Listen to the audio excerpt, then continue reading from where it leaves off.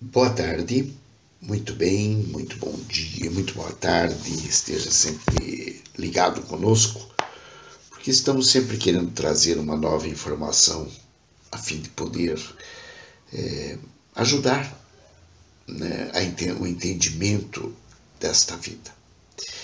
Veja bem, nós temos a Santa Palavra e ela nos mostra, por exemplo, o chamado de Abraão, lá entre os versículos 1 a 3 de Gênesis capítulo 12.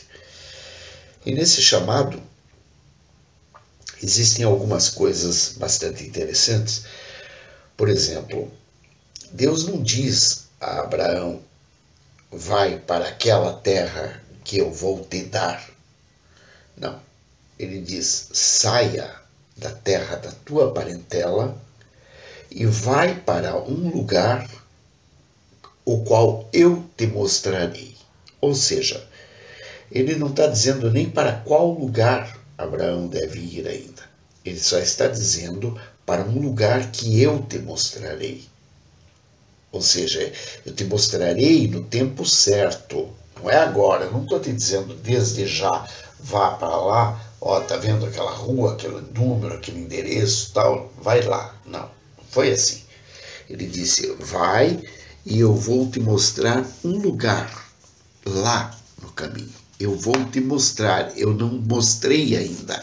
Eu te mostrarei no tempo certo. Você vai às escuras. A pergunta sempre é: você está se entregando a ponto de caminhar às escuras com Deus? Simplesmente caminhar porque Deus te mandou caminhar, levantar acampamento, juntar tuas coisas e seguir porque Ele te mandou seguir adiante, e acampar no lugar que simplesmente for um lugar que se apresentar a ti para que você possa acampar, você com tudo aquilo que é teu, com todas aquelas coisas que você tem, com tudo aquilo que você amealhou durante a tua vida. Porque observem que Abraão não era mais uma criança, ele já era um homem, ele já tinha gados, ele já tinha escravos, ele já tinha pessoas às expensas dele, pessoas que dependiam dele.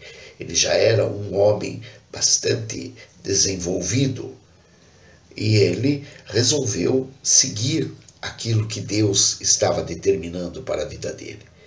Ele resolveu que ele deveria sim caminhar às escuras, obedecendo simples e unicamente ao chamado de Deus. A gente observa logo em seguida que Deus faz uma promessa bastante encorajadora a ele, sim. Far-te-ei uma grande nação, etc, etc, etc. Quer dizer, quando Deus diz a ele: saia da terra de tua parentela e vai para um lugar que eu te mostrarei no tempo certo, que mais tarde eu vou te mostrar, à medida que você for caminhando, eu vou te mostrar um caminho para onde você tem que ir. Se você fizer isso, mostrando que você realmente confia em mim, confia em Deus, ou seja, daí sim, eu te abençoarei e farei de ti uma grande nação. Mas uma grande nação de um homem que até aquele momento nem filhos tinha, porque a esposa dele era estéril. Consequentemente, vejam, ele estava andando totalmente, sim, às escuras com Deus. Ele estava aceitando uma espécie de teste que Deus estava colocando sobre ele. E por que motivo ele foi testado? Ele foi testado para ver se Deus realmente tinha como confiar nele, para que ele provasse a Deus realmente qual era a confiança que ele daria. Por isso Deus disse: uma terra que eu te mostrarei. Ele não diz qual era a terra, ele não diz que tipo de terra seria, ele não disse absolutamente nada. Ele disse apenas e simplesmente que Abraão deveria ter uma fé cega e absoluta naquilo que Deus estava lhe dizendo. Até porque far-te-ei uma grande nação. Ora, lógico, evidente que uma nação não nasce de um sopro. Ela tem todo um percalço a ser cumprido, né? Toda uma caminhada que tem que ser dada para que essa grande nação surja. Terão que vir os filhos, os netos dos netos, e aí é que vai ser formada a grande nação. Essa grande nação depende da possessão de terras, da possessão, de você ser possuidor de várias coisas, dentre eles o poder de ter terras e o poder das armas também, para que você possa estar de fato à frente de uma grande nação. As pessoas precisam olhar para você e dizer: realmente aquele lá é uma grande nação, olha quantos escravos ele tem, olha quantos filhos ele tem, olha quanta gente ele tem à sua volta, ou se ele der um assobio, olha quanta gente responde a ele, aí sim ele seria uma grande nação. Quer dizer, com as bênçãos da fertilidade, Deus iria multiplicar a semente de Abraão naquela ocasião, e de forma que ele viria a ser uma grande nação abençoada por Deus, porque ele seria abençoado em qualquer tipo de bênçãos que ele imaginasse. Ele seria abençoado em tudo porque ele simplesmente fechou os olhos, deixou a casa de seu pai e foi seguindo aquilo que Deus estava dizendo para ele que ele deveria ter feito, que era ir a uma terra que o Senhor iria lhe mostrar. O nome de Abraão seria engrandecido. De fato, a gente pode observar que a Escritura se cumpre a partir do momento que o próprio nome de Abraão se torna Abraão, ou seja, ele cresce até no número de letras que compõem seu nome. Não quero dizer isso somente, mas é um dos outros pontos que a gente pode observar também, para a gente observar como Deus trabalha conosco, como é que Deus realmente pode ser a fonte de honra para a nossa vida, de onde nós podemos dizer que vem sim a promoção que nós estamos recebendo. Tá? Então, de qualquer forma, nós vemos que o testemunho que Abraão nos deixa, ele é aquele testemunho de fé descrito lá no livro de Hebreus, que diz que a fé é das coisas invisíveis, né, que você vê antes que elas se tornem realidade. E, de fato, o nosso querido Abraão, ele percebeu isso, ele entendeu isso e ele saiu caminhando rumo a encontrar essa bênção. É claro que Deus, veja bem, Deus, o que ele espera de você? Ele espera de você que você tenha essa fé para com ele. E por que essa fé para com ele? Porque é muito fácil a gente ter uma fé quando Deus diz assim: eu vou te dar um emprego, e depois que eu te der um emprego, você estiver ganhando bem, e daí você vai fazer aquilo que eu quero que você faça. Bom, digamos que assim é mais fácil de trabalhar, né? Eu quero ver você trabalhar no escuro.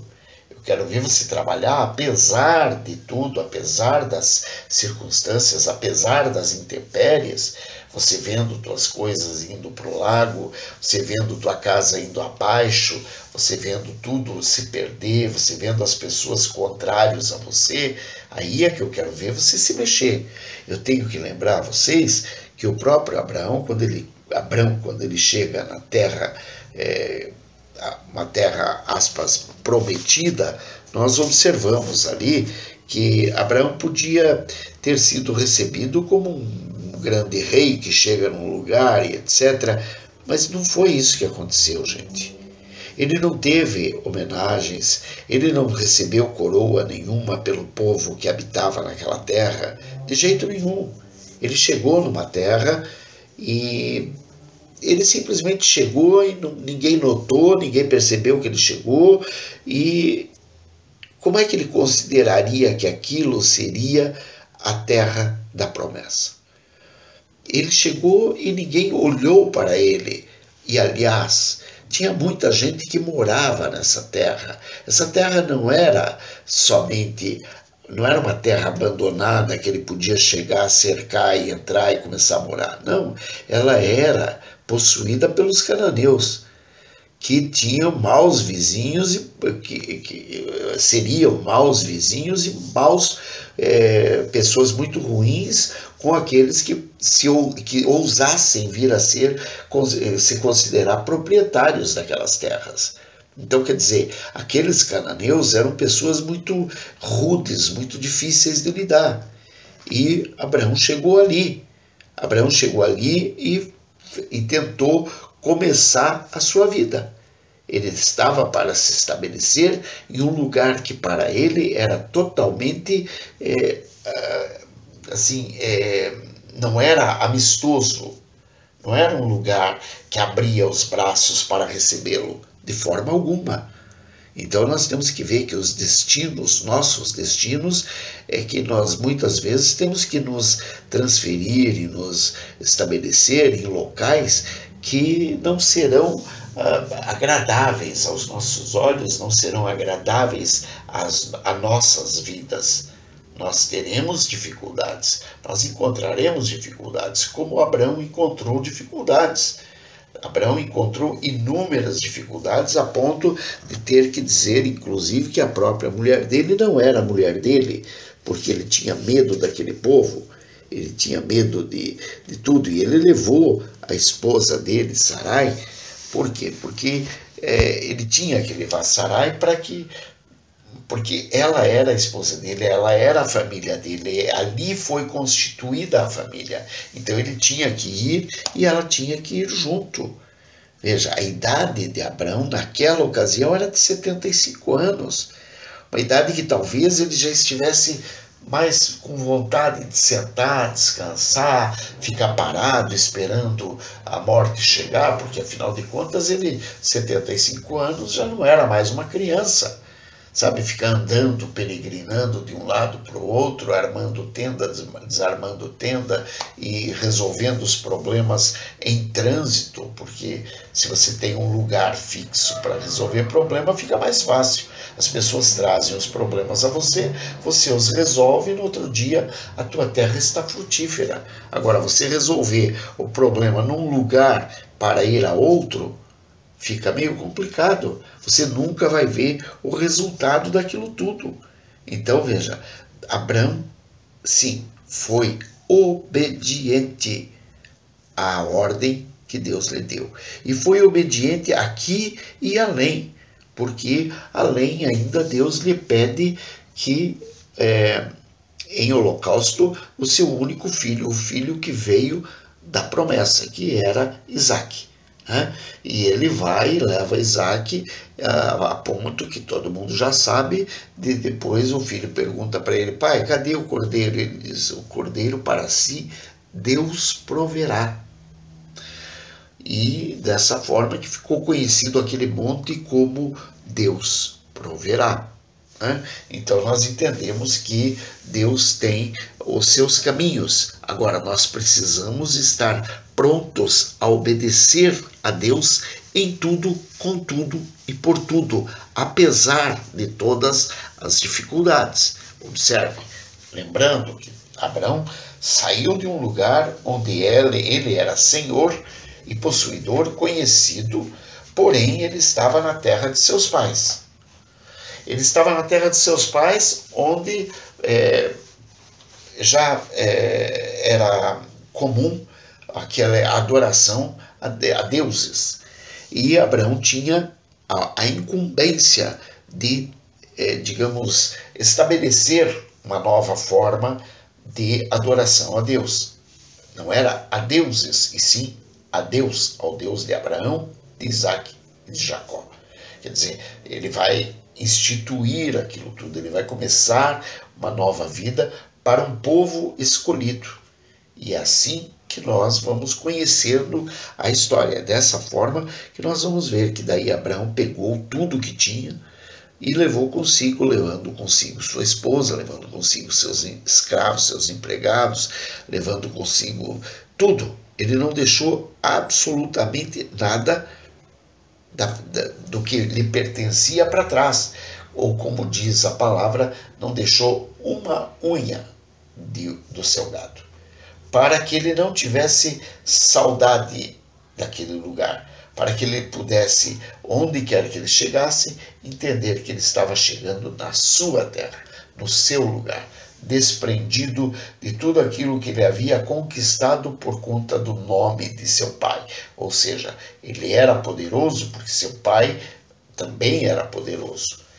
Seu pai já tinha uma prole, né? Seu pai já tinha filhos, já tinha netos e tal, e ele, por consequência, estando na terra de seu pai, ele era, digamos, reconhecido, mas para onde ele ia, ele não teria ninguém que o conhecesse, portanto, ele teria que se refazer, ele teria que se reconstruir, ele teria que mostrar quem é que estava com ele, o Deus de Abraão, né?